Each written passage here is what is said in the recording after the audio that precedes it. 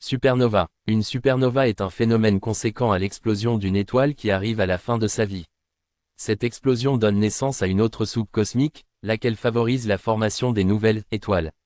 Les débris de ces rayonnements parviennent jusqu'à l'atmosphère terrestre après des longues années-lumière, et sont vus et appelés étoiles filantes. Une vieille croyance veut qu'à chaque fois qu'une étoile filante passe, que la personne qui voit cette rare apparition exprime un vœu de bonheur pour sa vie. Or, la vie et les étoiles sont liées depuis la création du monde. Dieu fit les deux grands luminaires, le plus grand luminaire pour présider au jour, et le plus petit luminaire pour présider à la nuit, il fit aussi les étoiles. Genèse chapitre 1 verset 16. Les étoiles gouvernent la vie sur terre et pilotent, comme un satellite, chaque plan de vie. Car le livre de vie, cette mémoire éternelle, de chaque homme, est caché dans les étoiles. Même le Fils de Dieu avait une étoile. Yeshua, étant né à Bethléem en Judée, au temps du roi Hérode, voici des mages d'Orient arrivèrent à Jérusalem, et dirent, où est le roi des Juifs qui vient de naître? Car nous avons vu son étoile en Orient, et nous sommes venus pour l'adorer. Matthieu chapitre 2 versets 1 à 2. Depuis l'Orient, les mages ont observé une étoile d'une brillance très particulière. Jamais un astre céleste n'a été aussi différent que tous les corps lumineux dans les cieux.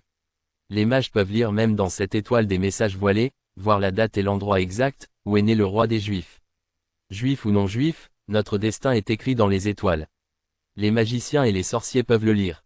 Ils peuvent tenter de le changer ou l'obscurcir avec leurs enchantements, mais jamais ils n'arriveront à éteindre la lumière qui guide et illumine notre avenir. Car Dieu est tout-puissant. Elle anéantit les projets des hommes rusés, et leurs mains ne peuvent les accomplir. Job chapitre 5 verset 12. Et, il déclare par ailleurs, car je connais les projets que j'ai formés sur vous, dit l'Éternel, projets de paix et non de malheur, afin de vous donner un avenir et de l'espérance.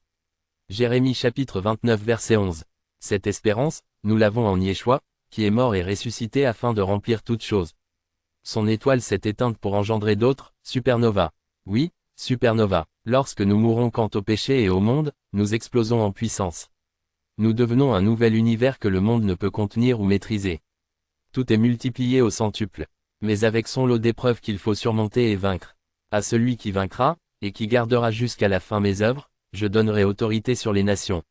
Il les pétera avec une verge de fer, comme on brise les vases d'argile, ainsi que moi-même j'en ai reçu le pouvoir de mon Père. Et je lui donnerai l'étoile du matin. Apocalypse chapitre 2 versets 26 à 28. L'étoile du matin, est cet astre brillant qu'on voit paraître aux côtés de la pleine lune, et surtout, à l'aurore, de grand matin, quand la lumière du jour commence à venir. Mais lorsque le soleil brille de toute sa force, l'étoile du matin n'est plus visible à l'œil nu. Dieu est notre soleil de justice, quand sa lumière se manifeste, nous sommes cachés dans l'immense océan de sa lumière. Même quand le monde ne peut pas voir notre étoile, elle luise, désormais, dans l'intérieur de nos cœurs. Et nous tenons pour d'autant plus certaine la parole prophétique, à laquelle vous faites bien de prêter attention, comme à une lampe qui brille dans un lieu obscur, jusqu'à ce que le jour vienne apparaître et que l'étoile du matin se lève dans vos cœurs. 2 Pierre chapitre 1 verset 19. Telle est la bénédiction de ceux qui laissent totalement leur sort entre les mains de Dieu. Heureux ceux qui placent en toi leur appui. Ils trouvent dans leur cœur des chemins tout tracés. Psaume chapitre 84 verset 5. Dans nos cœurs, l'Esprit du Seigneur dépose toutes les traces de sa volonté pour atteindre le standard d'une vie meilleure, selon le modèle de Christ. Étant lui-même l'étoile du matin par excellence. N'a-t-il pas déclaré, moi, Yeshua, j'ai envoyé mon ange pour vous attester ces choses dans les églises. Je suis le rejeton et la postérité de David, l'étoile brillante du matin. Apocalypse chapitre 22 verset 16. Les autres étoiles du matin, les anges, se réjouissent de son œuvre, et sont prêts à agir pour les destins des hommes pendant que Dieu leur ordonne. Alors que les étoiles du matin éclataient en chants d'allégresse, et que tous les fils de Dieu poussaient des cris de joie. Job chapitre 38 verset 7.